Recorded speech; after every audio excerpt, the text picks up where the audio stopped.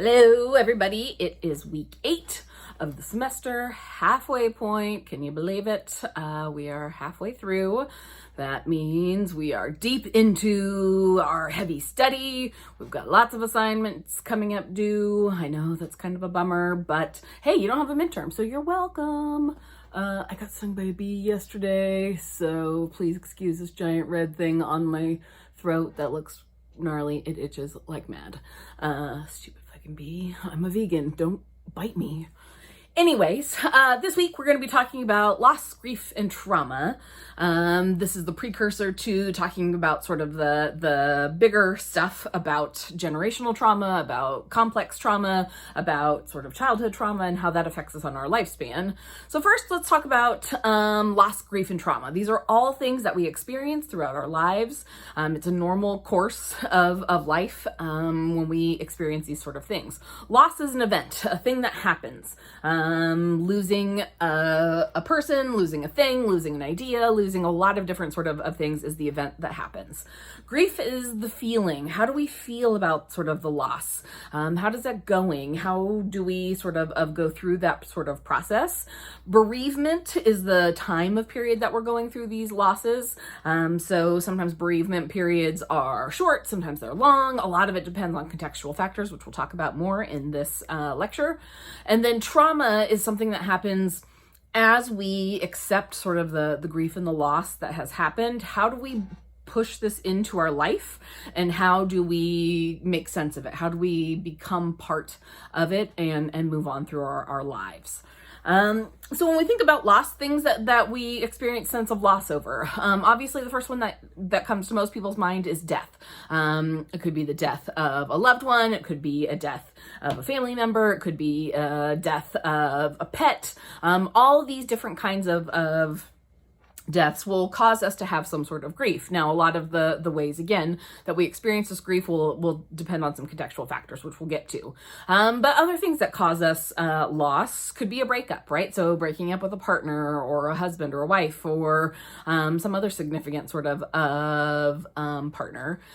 Friendships, sometimes our friendships end, sometimes suddenly, sometimes sort of they fade away, but oftentimes we might have some grief related to the ends of friendship. Loss of dreams, this is a big one that we deal with in our major because we have a lot of pre-nursing students. Yeah, I'm going to go there. For a lot of you came to Chico State thinking, yeah, I'm going to be a nurse, and then you didn't get accepted to nursing school, or maybe you didn't do so well, and so you've had to readjust these expectations of, oh, I have this loss and this grief related to the fact that I thought all my life I was going to be a nurse and now I'm not. Maybe you have found your way to public health because you're like, you know what, I still really like health, I just don't know if I want to do the clinical aspects of it. Or maybe you're like, you know what, I'm still going to be a nurse, but right now, because it's hard to get into nursing school, I'm going to work on my public health degree. We know that nurses who have a degree in public health are often the best nurses, and so don't totally fret. That doesn't mean your dream has to be over, but for some people there is some expectations and adjustments and those sort of things. Right? When we think about job, you can lose a job and that can cause a lot of grief, whether it means grief because you now have stress of finances and other sort of things, or maybe you really loved a job and then you lost it and you're really sad about it. Other sort of things. A correlated one to that would be retirement, right? We always often think about retirement is the best time, right? You've worked your whole life and now you get to retire, except what people often don't talk about is that retirement comes with a lot of sense of loss and grief. When you do something every day for the majority of your life, when you don't do that, you kind of start to have this sense of like, who am I? What's going on? And yet you have all these people around who are like, yay, you're retired. And a lot of people are like, yeah, but that's where all my friends were. It was the thing that I did every day. Now who am I without sort of my job? And so that can be a big significant sort of loss in elderly people. When we think about sort of loss of health, right? When we are struck with something in terms of health, whether it be COVID, right? Or whether it be cancer, or whether it's some other sort of thing. Sometimes when we lose our health, we can experience a lot of grief, whether that be, an accident, whether it be a disease, whether it's something that's permanent, that is going to alter us, whether it's something that's temporary. There's a lot of feelings that come up around sort of feelings of loss of our health. Loss of safety, right? And so whether you've been assaulted in any sort of way, whether you've been robbed, other sort of things, that loss of safety, that sort of before where you're like, things are good. And now you're like, oh, the world has some shitty ass stuff that happens. And so now I have to figure out, how do I live with this sort of sense of everything's not always safe, right? We experience this as we grow up, we learn about the world, but also when we have really sort of significant things that happen in our lifetime. So when these things happen, how do we feel? There is no one way to feel, right? There is no wrong way to feel about grief, and there is no way to sort of mourn the loss that goes through your life. There are a whole bunch of feelings that people will feel, and in the slide you can see tons and tons and tons and tons of them, right? Obviously there's the, typical sort of sad, despondent, why did this happen? I'm super upset, depression, disbelief, these sort of things. But also there's the other sort of things of like, I now can't make decisions. I don't feel confident in myself anymore. I don't know what I'm doing. A lot of these sort of things come correlated along with these sort of loss in physical sort of manifestation of ways, right? Often when we say depression hurts and grief hurts, well, people do actually experience aches and pains in their body. We know that the experience of loss is a tremendous sort of thing that's happening within your body. We know that there's physiological changes. A lot of that can start to have a suppressing affection on the immune system. And so people do experience grief and loss in terms of pain, unexplained sort of stuff. Sometimes we see people who are dealing with all of these things in less healthy ways, right? All of the feelings and all the things that we do, and the bargaining and the feelings of being out of control and all these sort of things are normal. And then some people will say, I don't like these feelings, right? These feelings are too much for me. And so oftentimes what we see is people engaging in unhealthy coping skills, right? And this is where a lot of this class, where I'm having you do mental and emotional health tools and other sort of things, is really important, because we want to be able to learn, how do we take care of our health when we are in times of loss and grief and sadness and all these sort of things. Because if we don't deal with it in healthy ways, what we're gonna do is deal with it in unhealthy ways. And this is where we see those poor sort of coping skills: drinking too much, taking drugs, reckless behavior, sleeping too much, being irresponsible. All of those things happen as a result of not wanting to deal, or not being able to deal with the feelings of grief that we're experiencing. Now, everyone deals with grief differently. There is no time frame, there is no process. There is this idea sort of the stages of grief that you go through. Well, the person who wrote the stages of grief, actually, her work and her research has been misconstrued. She didn't say, no, that you have to go through sort of linear process of grief, and this is how everybody does it. There is no every way that everybody does it. There is no time frame. There are no, everybody doesn't have to go through each of the stages. Her model was just saying that for a lot of people, it looks like this, but not for everybody. And so it's a really important sort of thing. There's a lot of times that people are working on grief and feeling sort of sad about stuff, and then they have the additional sort of complication of like, oh, I'm not doing grief right? And so that just makes it even more complicated and even sadder, because they're like, oh, I'm not doing it right, I'm not feeling how I'm supposed to, I'm not doing what I'm supposed to. And so it's really important that we just say there is no perfect way to grieve. The way that you grieve is the way that you grieve that keeps you sort of moving along. We want it to be healthy sort of coping if possible. And if it's unhealthy, we got to figure out, how do we get people out of those sort of cycles. Now, the way that you grieve is going to have a lot of dependency on some contextual factors, as I was saying. Is it a sudden loss versus a predictable loss, right? We expect our grandparents to die. We're not happy about it. It's still really sad, but it's not an unexpected thing, right? Old people get older and then they die. And so when your grandparents die, you're like, oh, this is really sad. But generally, a lot of us can move through this in a lot of ways that are pretty healthy, because we expect these sort of things to happen, right? If a kid dies, if there's an accident and a best friend dies, those sort of things that are unpredictable, that you weren't expecting, oftentimes come with much more complicated sort of grief processes, because you weren't ready for it. You weren't expecting it.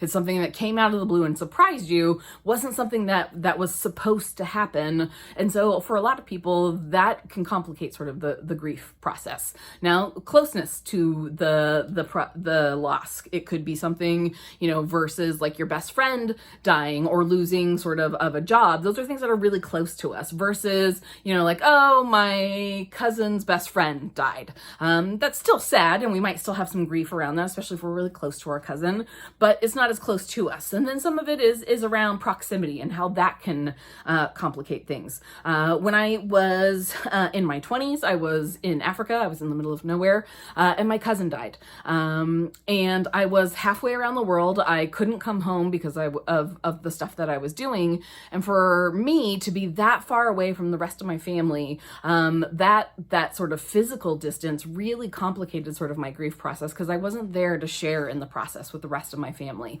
And so there are a lot of different things about sort of emotional closeness, but also physical closeness around those sort of things. Whether or not we have good coping mechanisms in general, are we somebody who deals with stuff in a healthy way, or are we not? We know that people who have long time histories of not dealing with things, oftentimes to get through harder things will bring up those unhealthy coping mechanisms, drinking too much, doing other sort of things. And then there's this idea of how much loss have you experienced, right? When we see people who have experienced tremendous loss in their lifetime, we always think like, wow, they're really good at doing this. That's kind of true, right? When we have a series of losses, oftentimes we're like, yeah, I've lost things before and I survived, and so I'm going to do it again. Both of my grandmas died 3 months apart.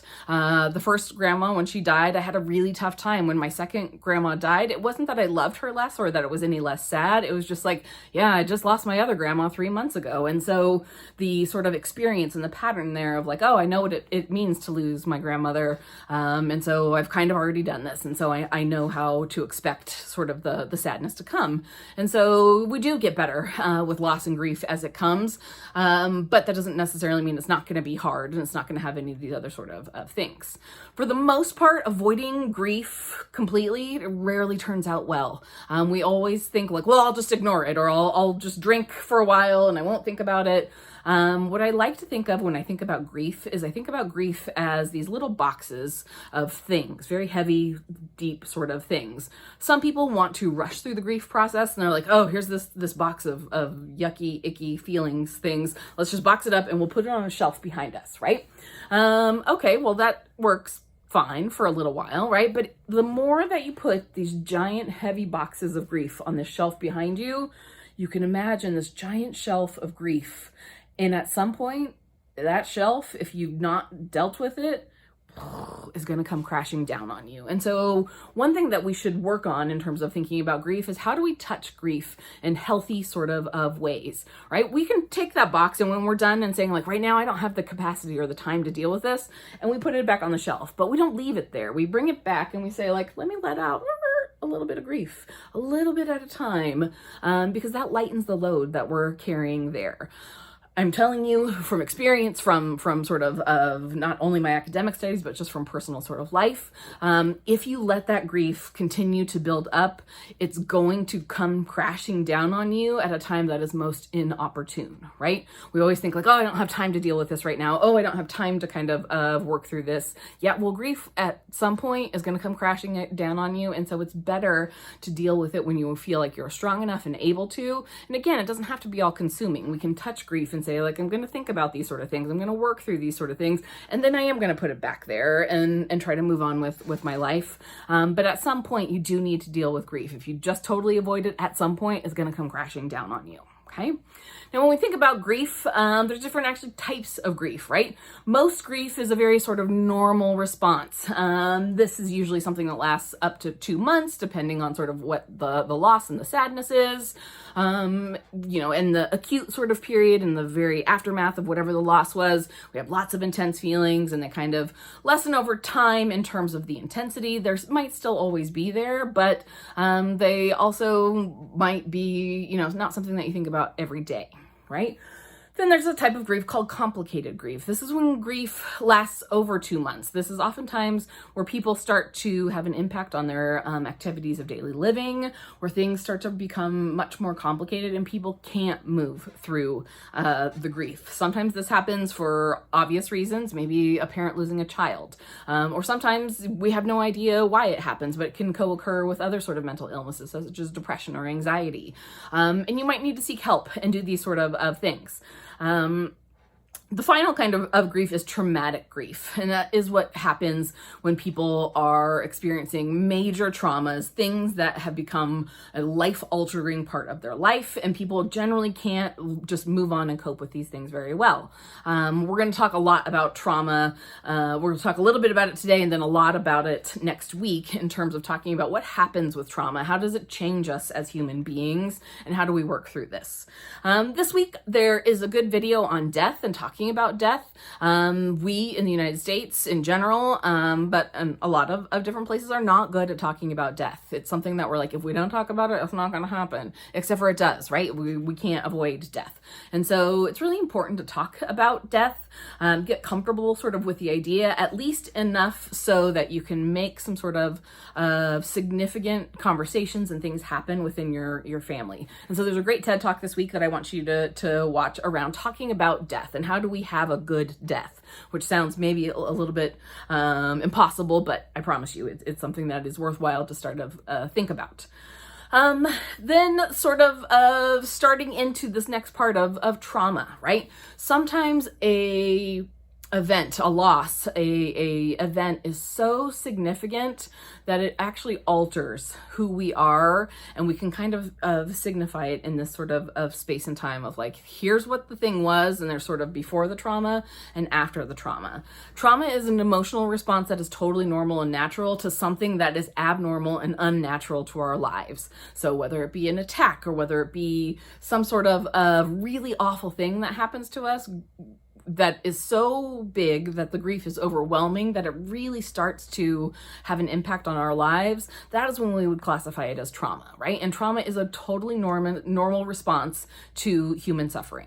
There's a picture in the slides of Omran Dakanesh, who is the boy from Aleppo. If you watched the news, you might have seen this picture. This is a really significant picture because it was one of the best sort of representations of trauma that has been captured just sort of in a visual sense. Omran was a little boy who lived in Syria, and he went to bed like a lot of little kids do at night, and he woke up because a bomb had hit his building and it had crushed his building. He woke up and was underneath the entirety of his building being pulled out by rescue personnel. And so they pulled this little boy out. He was 3 at the time. They put him in an ambulance. They were trying to patch him sort of up, and he's just sitting and staring, right? Because when you're 3, the idea that you woke up because your building was hit by a bomb and you're now buried in the building and you've lost some of your siblings and your parents, that's too much for a 3-year-old's brain to be able to handle. And so what we see in this picture is a little boy being like, what the hell just happened? And there are some also camera footage from that where you see Omran kind of wipe his face like this, and he looks down and there's blood on his hand and he looks totally perplexed, like, what did this come from?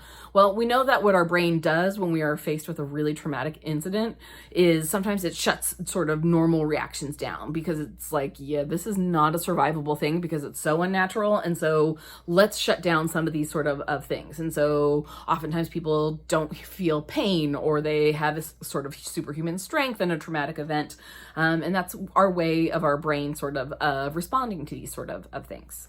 Now, trauma is something that we've known about for a long time, but our understanding of trauma has evolved substantially and continues to evolve. It's one of the biggest frontiers of current mental and emotional health sort of studies, is what is trauma? What does it do to the physiology sort of our bodies, of our brains?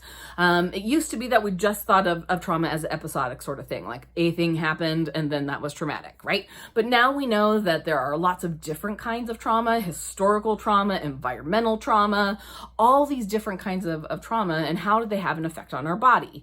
We'll talk again next week about some of the bigger, longer lasting impacts of trauma and how that affects us.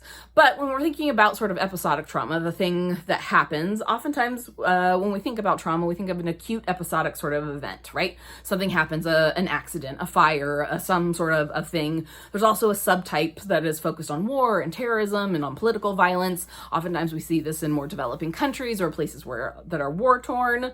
And that's the thing, right? That was our first sort of understanding of trauma, was this sort of really bad thing happened. We've since evolved from there and said that there's some new kind of nuances of trauma that happen. So betrayal trauma is oftentimes applied to interpersonal relationships, physical, emotional abuse, sexual abuse within families, within partnerships, because not only was there a really horrible thing that happened, whatever the event was that happened, but also there's the additional layer of, hey, this is a person I was supposed to trust, right? And so not only did this person hurt me, but it was a person that I never expected to hurt me. And so there's this additional layer of betrayal and this sort of feeling of that was a person who wasn't supposed to hurt me and they did. And so there's additional sort of layers of trauma there. Then there's observer trauma. Observer trauma is what happens to people when we see harm being done to others. Now it could be close, sort of proximal harm, whether it be if you're a kid who's watching domestic violence happen in your house, you're observing something happening that's very, very close to you. But also it can happen to people who are working in mental health sort of services. When people are telling us about things that have happened to them, even if we weren't there to experience them, we can experience the secondary sort of effects of listening to and hearing about really horrible stuff. And so observer trauma is another sort of trauma that has some unique sort of things that when you seek sort of mental health counseling and help, people will have to deal with that in some slightly different ways. Now, finally, there's one more video to watch this week about trauma and how it works in your brain. Again, we talked a little bit during the time of talking about mental illness about how it actually changes your brain and how it affects your brain. Well, here's some more sort of evidence in a video that talks about how does our brain actually respond in traumatic events? How does it do different things sometimes to help us, to aid us? But how does that sometimes help lead us to have unreliable memories or other sort of things? And so the video about trauma and how the brain synthesizes it is a really important one for looking at sort of the underlying effects of trauma. This week, your moment of zen is the interactive flowchart of sometimes you feel like shit. Oftentimes when we don't feel good, we want to talk to somebody, right? But maybe we're not ready to talk to somebody about something, or maybe we try to talk to people and they don't really know how to respond. Well, this interactive flowchart is really helpful for being able to help you work through your feelings.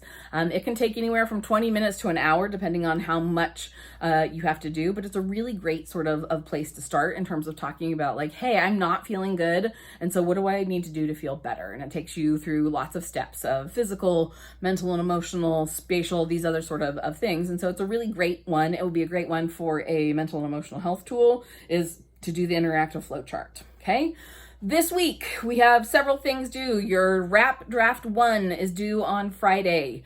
Your RAP Draft 1 should be as complete as you can make it. I don't really have an expectation of completeness. I would really like to see your at least your beginning of your bio sketch, if not the whole thing. The first part, your maintenance list, your daily sort of caretaking, those sort of things, your triggers, and start working on your trauma, or not on your trauma, on your what happens when you break down, when you start to go into sort of major distress.